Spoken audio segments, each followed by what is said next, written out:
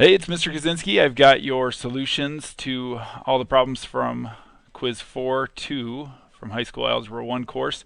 This was over sections 4.4 through 4.6. Problem 1, we're given this data and asked to make a scatter plot of it and then ultimately give the windows that we used. So I've got my calculator here and I've entered all the data in. Stat edit, and you see I've got all my x values entered into L1, all my y values or my heights entered into L2. I've also set up a scatter plot using L1 and L2 as my x and y, and I've set up my window, which is ultimately what we're looking for the answer to this. I went with 60 for my x minimum because it's lower than 61. I went with 80 for my x maximum because it's higher than 77. I went with 155, something lower than 160 for the minimum height. And I went with y maximum of 185 because it's bigger than 183. And I just went with nice round numbers. That gave me a scatter plot that looked like this. So ultimately, we want an x minimum that is less than 61. We want an x maximum that's greater than 77. We want a y minimum that is less than 160 and a y maximum that's greater than 185. Next, we're given 2 points, which are points on our scatter plot, and asked to draw a line straight through them. Not that we have to draw a line of best fit through any of the points, but that's what they're telling us to do. First thing we got to do is figure out that slope. And you could have gone with 12/7 or 1.7. They're both kind of the same thing with slightly different meaning here. I'll use 1.7 for the rest of my problems here, but it's okay if you went with 12/7. They say explain the real world meaning of the slope. So for every 1 centimeter of elbow to wrist measurement, that's our x value, we're adding 1.77 meters of height. So for every 1 centimeter of elbow to wrist measurement is added for every 1.7 centimeters of height. And also if you went with a fraction, you might have said for every 7 centimeters of elbow to wrist measurement, again that's our x value on the bottom, we're adding 12 centimeters of height. Next, we're supposed to use the slope we found up here to write the equation in the form y equals bx. It's quick and easy. Y equals 1.7x. And next we're supposed to graph this equation in the same window as the scatter plot. And let's see what happens. So 1.7x, graph it, and we get nothing, just like they said. Explain why the line does not appear. It simply does not appear because the y-intercept is currently 0, which is too low to appear on that window. Some of you might have went with a window that was x minimum 0 and y minimum 0, and then maybe it's appearing. Maybe that should have been a clue to you to go back and adjust your x and y minimum. Next, change the equation to the form y equals a plus bx and experiment with different values of a, so different y-intercepts until we get a fit that's good. So what if I went with plus 60 first? That's going to be too high. What if I went with, change that to 50? That's going to be too low. So ultimately, I settled on 54 for the y-intercept. I could see having anything, a couple above that, 1.7x plus 56. I could also see having a couple below that maybe. Oops. Plus 52. That looked a little high to me, and that looked a little low to me, so I went with 54. Seemed to be the best one. So y equals 54 plus 1.7x. All right, next up, we've got these two lines. Which of these lines matches the equation y equals negative 1 plus 2/3 x? Well, the only one with a y-intercept of negative 1 is line B. So it should have been quick and easy for us. And the equation of the other one, well, it's got the same slope. It's up 2 over 3, so it's 2/3 x, and then it's got a y-intercept of 1. So y equals 1 plus 2/3 x. The relationship between these two lines is quite simply that they have the same slope, and some people might have even used the word parallel. They have the same slope and are thus parallel. Write an equation in point slope form for a line given its slope and one point that it passes through. So this is a one-step deal. We're given slope and we're given point. We should be able to write point slope form. So for the first one, we've got y equals the y value given to us, 3, plus the slope, 6, times x minus negative 4. And instead of putting x minus negative 4, we're going to put x plus 4.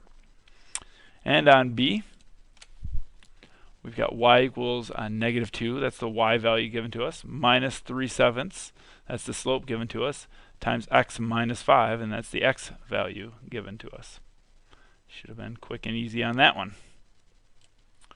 Now 4, we're given equations in different forms, and we're asked to turn these into intercept form. Okay, so for A, the first thing I would do is distribute that negative 1/6 there.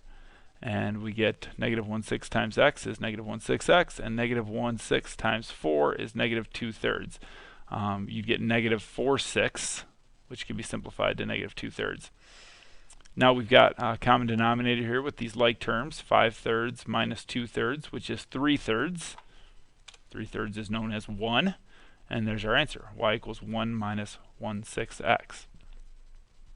So for B, we need to get y by itself here. First thing I need to do is get this negative 5x and this 3 moved over to the other side. Some people probably did it in 2 steps. I did it in 1 step. So when you add 5x to both sides, 0 plus 5x is 5x. And when you subtract 3 from both sides, you get negative 3 on the right side. Again, some people probably took 2 steps on that. And then you divide both sides by 4. 5x divided by 4 is 5/4 x, and negative 3 divided by 4 is negative 3/4. So there we've got it in slope-intercept form. All right, and then on part C, we were supposed to state what property we used every time. So the first thing I'm going to do is distribute the negative 4 and distribute the positive 3. That's called the distributive property. So I get negative 4y, and then negative 4 times negative 3 is positive 12. 3 times x is 3x. 3 times negative 1 is negative 3. Next, I got that 12 and that negative 3 that I want to combine. And at some point, you're going to have to do this, and that is simplify. Some people might have said combine like terms, but at some point, you're going to have to simplify. Next, just like we did over here, where we moved the negative 5x and the 3 to the other side, I need to move this 3x and this 9 to the other side, so I'm going to use the subtraction property of equality. And when I subtract 3x from both sides, I'll get negative 3x on the right. When I subtract 9 from both sides, 8 minus 9 is negative 1. And then lastly, I'm going to use the division property of equality, which I'm going to divide both sides by negative 4. Negative 3 divided by negative 4 is 3/4, and negative 1 divided by negative 4 is 1/4.